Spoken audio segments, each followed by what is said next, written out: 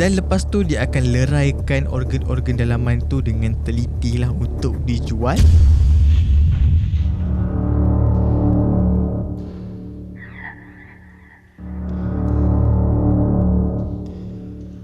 Assalamualaikum, selamat datang ke Amriz TV. Okay, aku nak tanya korang pernah main game yang baru tengah hot sekarang ni? Tajuk dia The Devil in Me. If we don't do something, both of them will die, Mark. We play his games to lose. We need to outthink him. It's a puzzle. The tricks and traps, he's playing games. This is exactly what he wants. He's making you choose which one of us dies.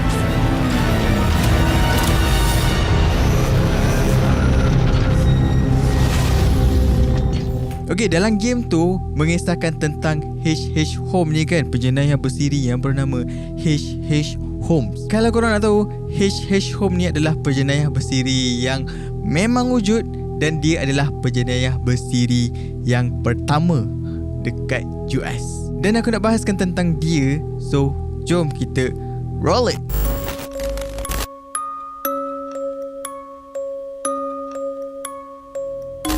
Herman Webster Mudgett atau lebih dikenali dengan nama Harry Howard Holmes, nak lebih singkat H.H. Holmes lah, iaitu pembunuh bersiri yang pertama dalam sejarah Amerika Syarikat.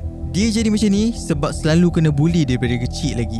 Dan dia dilahirkan pada 16 Mei 1861 di kota Gilmerton, New Hampshire, Amerika Syarikat. Dari zaman kanak-kanak lagi, kehidupan dia ni penuh dengan keganasan, depres, tertekan sebab ayah dia ni kaki botol dan sukalah pukul-pukul si H.H. Holmes ni. Dia ni sebenarnya budak bijak tau, tapi malangnya kebijaksanaan dia ataupun kecermelangan dia dekat sekolah tu membuatkan dia jadi mangsa buli.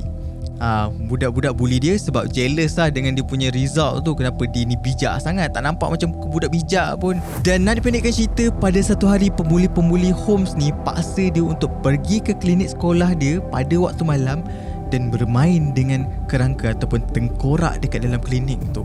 Kalau korang nak tahu, pada tahun 1860-an macam tu, kerangka-kerangka tak ada kerangka tiruannya ataupun tengkorak tiruan.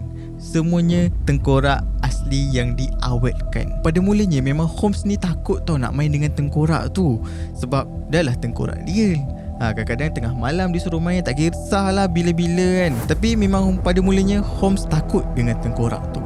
Tapi lepas berkali-kali dia kena buli dengan cara yang sama, dan pembuli-pembuli dia ni tanpa sedar diorang dah create seorang psikopat yang jadikan pembunuhan sebagai hobi dan pendapatan dia. Kalau korang nak tahu jenayah pertama yang Holmes ni buat waktu dia sambung belajar sebagai pelajar perubatan dekat Universiti Michigan, dia mencuri mayat dekat universiti tu dan membuat tuntutan insurans palsu lah dekat syarikat-syarikat insurans yang kononnya ada someone dekat ahli keluarga dia ni mati, so dia buat tuntutan insurans palsu. Dan waktu belajar tu juga dia dapat tahu kita ni boleh buat duit dengan jual organ dalaman manusia. Dari situlah datang imajinasi dia. Dia fikir, why not aku buat hotel untuk jalankan kegiatan jenayah aku. Dan pada tahun 1886, Holmes ni pindah ke Chicago dan bekerja dengan satu farmasi ni lah. Tapi tak lama lepas tu tauke farmasi ni meninggal dunia, dan dikatakan dia ni berjaya yakinkan isteri tauke farmasi ni untuk jual kedai farmasi tu ke dia lah. Tu dikatakan macam tu lah, tak pastilah secara paksa ke atau tak. Tapi tak lama lepas Holmes ni ambil alih syarikat farmasi tu, kedai farmasi tu, dikatakan isteri tauke ni hilang secara misteri. Ada yang kata isteri tauke tu jadi mangsa pertama Holmes ni, tapi tak ada apa-apa bukti, so just rumor je lah. Cita-cita dia bukan setakat farmasi dia. Dia mula merealisasikan dia punya imajinasi dia yang dulu tu. Dia mula buat pelaburan hartanah dan beli bangunan bersebelahan dengan farmasi dia. Dia ubah bangunan tu jadi sebuah hotel besar yang diberi nama The Castle. Kalau korang nak tahu, hotel baru Holmes ni ada 3 tingkat. Tingkat pertama dan kedua tu normal je, tapi taklah terlalu normal. Tapi tingkat 3 ni lah yang misteri. Dekat situlah dia jalankan hobi pelik dia tu dengan menyiksa dan membunuh mangsa. Untuk pengetahuan korang, tak ada siapa boleh akses tingkat 3 tu kecuali Holmes. Walaupun dia ada pengurus nama dia Benjamin Petzel, tak silap aku lah, dia pun tak dibenarkan naik ke tingkat 3. Hanya Holmes seorang saja. So home restrict kan tingkat 3 tu untuk dia sahaja. Even hotel ni pun dibina dengan penuh misteri sebab Holmes sebagai arkitek dia selalu tukar pekerja semasa proses pembinaan sampaikan tak ada siapa pun yang tahu selok belok dalam hotel ni kecuali dia seorang je. Yang lagi mengerikan, bilik-bilik hotel ni dah diletakkan saluran gas supaya Holmes ni dapat melemaskan para tetamu dia yang menginap dekat hotel dia tu. Bukan tu je, hotel dia juga dilengkapi dengan trapdoor dan ada gelongso khusus untuk proses penyiksaan dan penghapusan mayat. So aku nak cerita sikit lah salah satu teknik yang Holmes ni guna untuk menyiksa ataupun membunuh mangsa-mangsa dia lah. Salah satunya, dia akan masukkan penginap ataupun mangsa dia ke dalam bilik kali sembunyi. Lepas tu dia akan salurkan gas ke dalam bilik tu, membuatkan mangsa-mangsa dia tak boleh nak bernafas dan KO kat situ. Bukan tu je, ada juga mangsa yang Holmes ni kurung dan kunci diorang ni dan dibiarkan kelaparan dan kehausan dalam tu sampai mati. Ada juga Holmes ni titis-titiskan asid dekat badan mangsa, dan ada juga mangsa-mangsa yang dibakar, dan semua mayat-mayat tu tadi dia akan letak dalam gelongso tu untuk masuk ke dalam bilik bawah tanah lah yang aku mention pada awal tadi tu. Dan lepas tu dia akan leraikan organ-organ dalaman tu dengan teliti lah untuk dijual, dan tulang-tulang tu pun untuk dijual ke universiti-universiti yang perlukan tulang tengkorak tu lah. Dan barang-barang berharga mangsa yang dibunuh ni, of course lah dia ambil, boleh buat duit kot, boleh jual kan, boleh guna lagi. Dan pada 17 November 1854, Holmes ni kantoi tau. Dia kantoi curi kuda dekat Texas dan dia ditangkap polis lah. So waktu soal siasat tu, polis ni selidik lah latar belakang Holmes ni, dan diorang dapati Holmes ni ada hotel.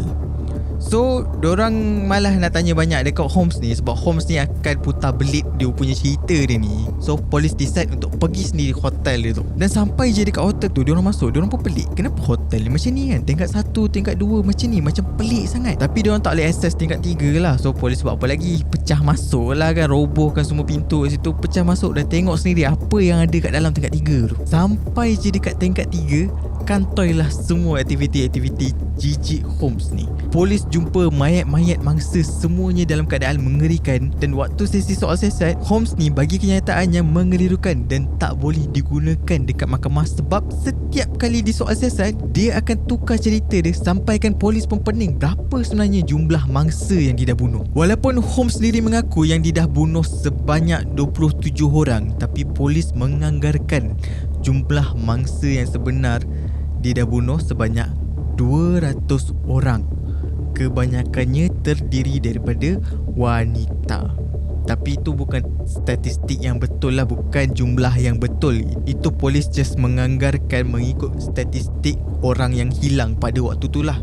So campur pembunuhan dia, campur kes hilang sebanyak 200 orang. So polis just menganggap macam tu lah. Dan kes ni berakhir pada 7 Mei 1896. Dia dijatuhkan hukuman gantung sampai mati dekat penjara Moyamensing. Dan hotel The Castle tu dia dibakar oleh penduduk sekitar yang tak puas hati dengan dia sebelum Holmes ni digantung sampai mati. Sebelum Holmes ni mati, sebelum dia dilaksanakan hukuman gantung sampai mati tu, dia ada permintaan terakhir. Dia minta mayat dia dikebumikan 10 kaki bawah lapisan konkrit sebab dia takut mayat dia diperlakukan sama macam mangsa-mangsa yang dibuat dulu oleh penduduk-penduduk ataupun orang-orang yang tak puas hati dengan dia ni. Kalau korang nak tengok kubur H.H. Holmes ni, ada dekat tanah perkuburan Janesville dekat California. Okay, kisah H.H. Holmes ni actually mengajar kita kan, zaman kanak-kanak tu mempengaruhi perwatakan kita waktu kita dah dewasa tau. Korang tengoklah H.H. Holmes ni, dia daripada budak bijak dapat keputusan cermelang setiap kali, tapi at the end disebabkan pembuli, disebabkan ayah dia kaki botol, dia jadi apa?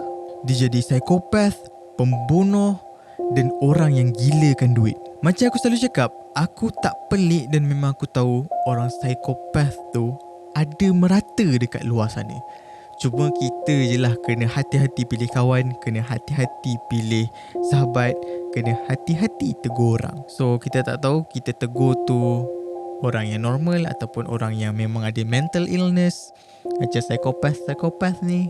So pesanan aku, hati-hatilah berjumpa dengan orang ya. Takut kita berjumpa dengan orang yang ada sakit mental ni, macam H.H. Holmes, Macam siapa lagi yang apa, yang kes pembunuhan Junko Furuta tu. Aku tak pelik, ramai yang ada mental illness yang kita tak sedar pun yang dia ada sakit mental. So macam mana dengan cerita kita kali ni? Korang suka ke tak? Korang terhibur ke tak? Korang dapat info ke tak? Korang dapat pengajaran ke tak daripada video aku ni? Tolonglah, sila komen dekat comment section kat bawah tu. Aku nak tahu sangat-sangat. So aku rasa that's it for today's video. As always, I love you guys. See you in the next video. Bye.